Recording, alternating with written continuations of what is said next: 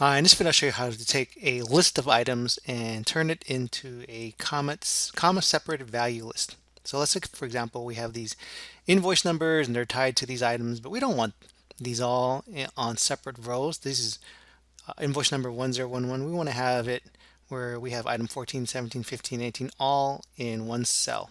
So it's really going to look something like this, right? We're going to have our invoice number on one row and it's tied to the items that are separated by commas here. So that's our comma separated value list.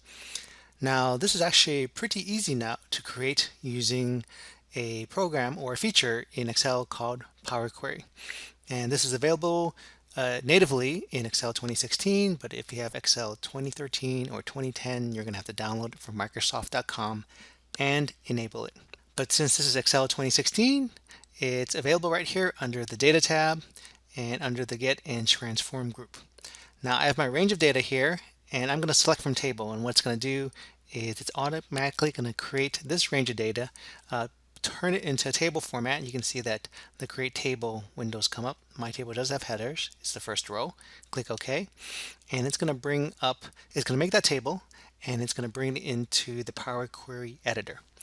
Now in the Power Query editor, what I need to do is group the items. So I'm going to group them based on the invoice number, right? I'm going to group these items 1011, 1547.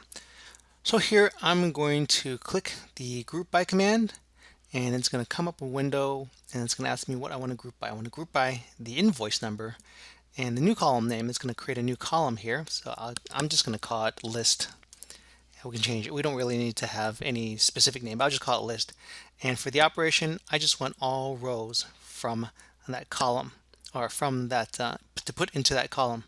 And what it's going to do is it's going to create a column with a table. Now if I click on this table, it's just going to bring me the values from that table. So I don't want to click that. So I want to kind of preview this and look. Now click in the white space here.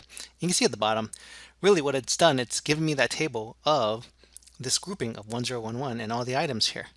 Now I'm going to have to do a little bit more transformation here with this particular item and not have it as a table. I want to have it as a list. And what I need to do is I need to do some transformation and adding another column. And I'm going to create a custom column. And within this custom column, I'll just leave this name custom. What I want to do is incorporate the M code, some very simple M code. So now I have my custom column window, and since this is a table attribute, so I'm gonna have to use M code that does some transformation from that table. So it's going to be table dot column and open parentheses.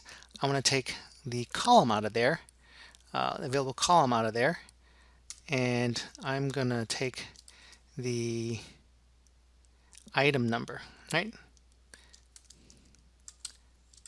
And close parentheses, click OK, and it's going to pull out a list. So if I click on the blank space here, you can see now I have my list here. And these are still in the row format, they're in separate rows. But what I can do now is I can extract them. So if I click on the double arrows here, click on that, I can select extract values, and it's going to ask me how I want to extract them. So do I want to use a delimiter? Yes, I'm going to use the comma. And click OK, and it's going to create a new column with those values, those item values, extracted out and separated by commas. You can see it's done that. Now I don't need this table anymore, or this list column anymore. Right click and remove. And all I need to do now is go back under the Home tab and close and load. By default, it's going to close and load it and put it into a new worksheet. And I'm going to have my two-column table, and it's going to group based on the invoice number, and it's going to have my list of items that are separated out by commas. So essentially, I've done this. I've taken out, I've grouped them, and I've separated out and put them into a comma separated list from this particular. When you think about it, this is a proper table, but I just wanted to have it all laid out as comma separated values under the invoice number. So that's how you can do it using Power Query, to take a list of values and turn it into a comma separate value list and grouping them. So I hope that helps. Thanks for watching.